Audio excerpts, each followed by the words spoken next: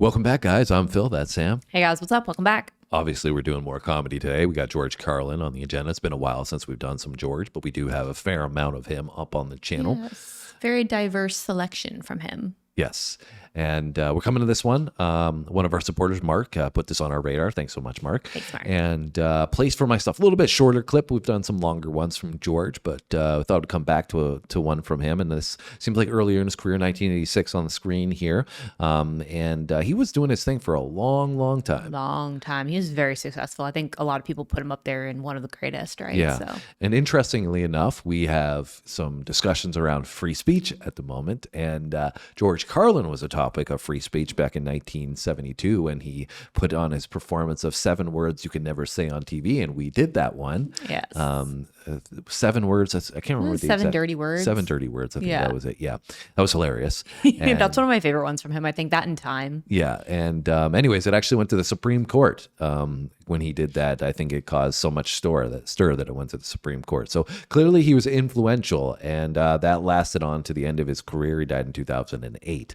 So we're coming back to him here, A Place for My Stuff. And we'll see if this is resembling the later stuff or the earlier stuff, because this is kind of in between. Yeah, because he is like a stark contrast between. Yes, very, very different. Yeah. More clean cut in the beginning. Yeah. More in your face in the latter just, half. You know, sharing his opinions. Yeah. All right, let's get into it.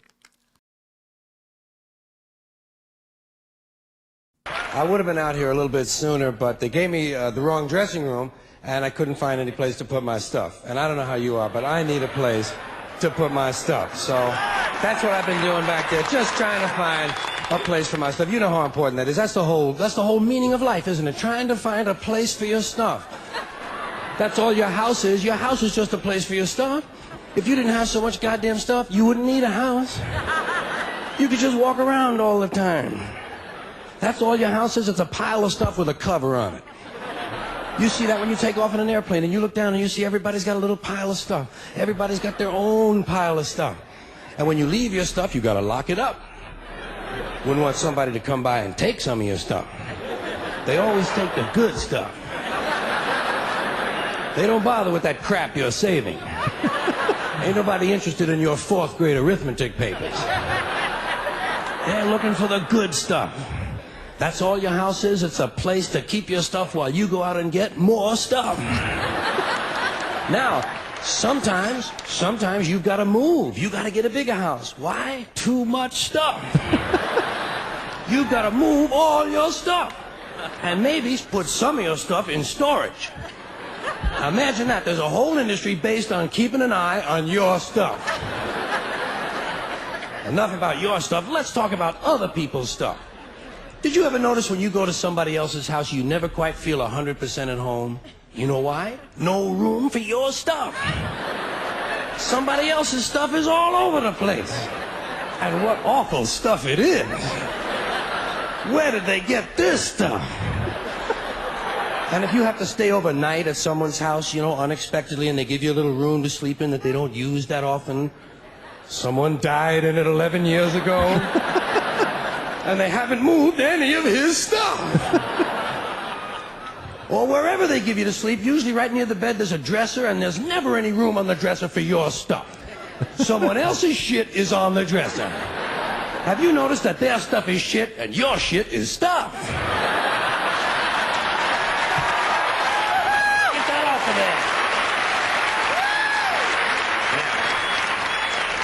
Now, sometimes you go on vacation, you gotta bring some of your stuff with you. You can't bring all your stuff, just the stuff you really like. The stuff that fits you well that month. Let's say you're gonna go to Honolulu. You're gonna go all the way to Honolulu. You gotta take 2 big bags of stuff, plus your carry-on stuff, plus the stuff in your pockets. You get all the way to Honolulu and you get in your hotel room and you start to put away your stuff. That's the first thing you do in a hotel room is put away your stuff. I'll put some stuff in here, put some stuff down there. Here's another place for some stuff here. I'll put some stuff over there. You put your stuff over there. I'm putting my stuff over here. Here's another place for some stuff. Hey, we got more places than we've got stuff. We're going to have to buy more stuff.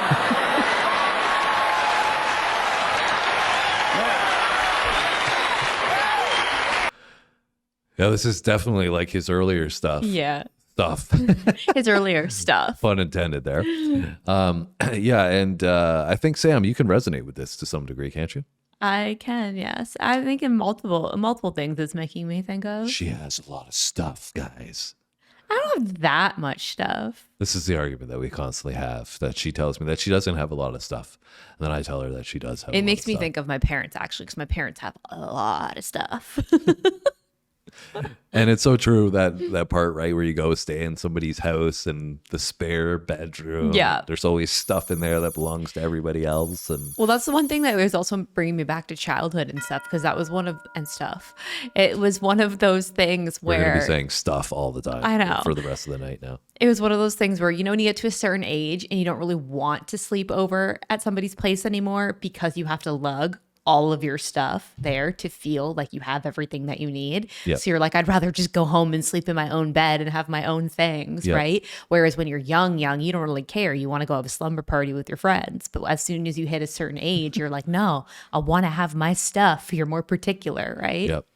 And if you guys are wondering why I keep looking at the floor, it's because Tiffany's entered the room. And if you're new here, that's our cat. And she's wrapping herself around my leg, licking my hand. She's very in a sweet, loving mood. Sweet cat, yeah. But she also knows it's dinner time. And she's letting me know. Let's get back to George for the time being. To Honolulu and you get in your hotel room and you start to put away your stuff. That's the first thing you do in a hotel room is put away your stuff. I'll put some stuff in here, put some stuff down there. Here's another place for some stuff here. I'll put some stuff over there. You put your stuff over there. I'm putting my stuff over here. Here's another place for some stuff. Hey, we got more places than we've got stuff. We're gonna have to buy more stuff. Time to go shopping.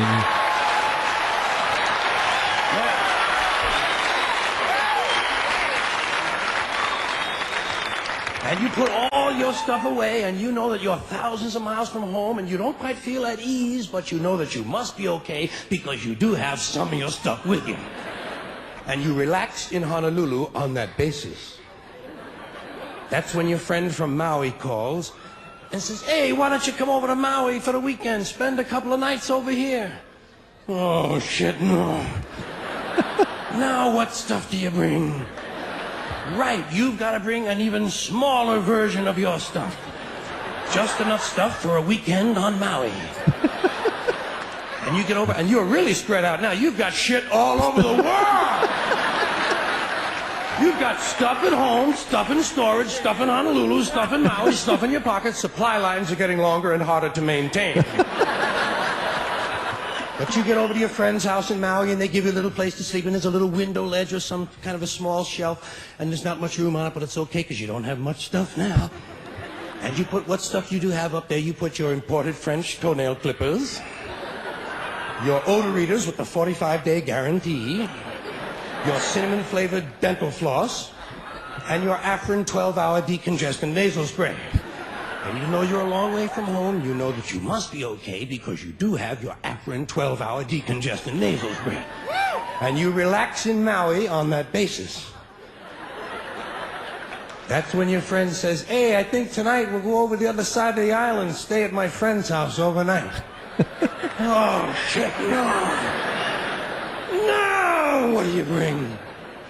Now you just bring the things you know you're gonna need. Money, keys, comb, wallet, lighter, hanky, pen, cigarettes, contraceptives, Vaseline, whips, chains, whistles, dildos, and a book.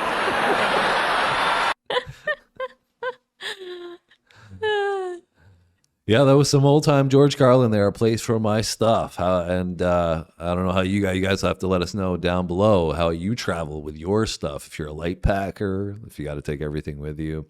I would say I'm medium, and it depends where I'm going. Sometimes I bring a little bit more. Sometimes I'm like, screw it, can't be bothered. I'll get by when I get there. Well, on our most recent trip, you felt like you didn't bring enough. Yeah, that's what I'm saying. Yeah. Sometimes it changes. But there are some people that bring like 6 bags and there are other people, and I can't understand that because I would never do that. It's too much work. And then other times I see people that bring like nothing. They bring like a bag with like a couple of things in it. Like, got my toothbrush, I'm good to go. I'm like, what?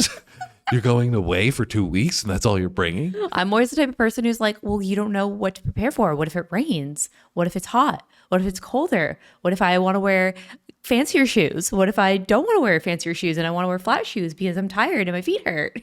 You can tell she might be a lady, guys. Anyways, let us know down below your packing habits. Let us know if there's anything else from George Carlin you'd like us to check out. Yes. Hit that like button if you enjoyed this one. Have a great day. We'll see you soon. Thanks for watching.